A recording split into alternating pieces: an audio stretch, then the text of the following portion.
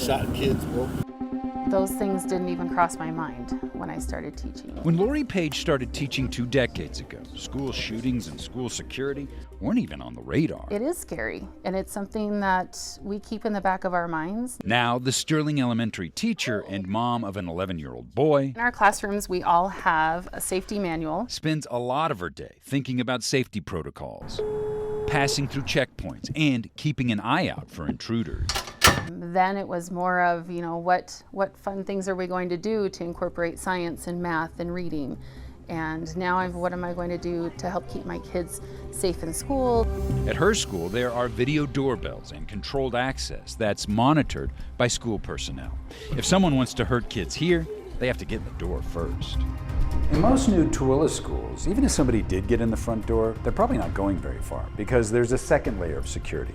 These doors that are locked and secured that lead to every hallway in the school. This has been a standard approach in the school shootings era, but school security is always changing. We're using this design more and more. Jeff Wyatt heads security for Tooele schools. He says while controlled access is commonly accepted, other things about security has shifted. For example, when the surge of school shootings began, the thinking was lock the door, shelter in place, and hide. Now, it's run and fight. The thought process is now as if they get that deep into a classroom or a building, there's no sense sitting there being a stationary target. And so at that point, you do what you got to do. Wyatt says also losing favor are door magnets.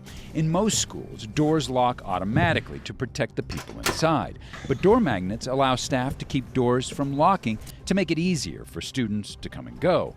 But that means bad guys can do the same. Magnets can be a huge advantage, but they can also cause some problems if they're not removed from the doors. And while school safety technology morphs, so do the people who might want to harm kids. As these, I don't know what the right term is, these people that do these things, as they change their tactics, then you have to kind of change your tactics. Tooele Schools just had a company do a top-to-bottom security analysis of every school.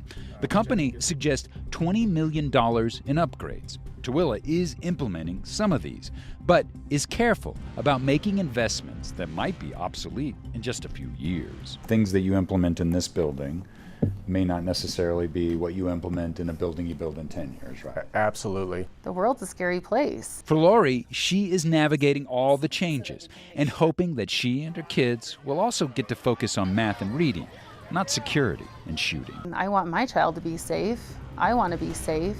I don't want to be scared coming to work every day. Now, Wyatt says all school districts have to find a balance. For example, they could spend money to put up razor wire and fences and metal detectors, but that would feel like a prison.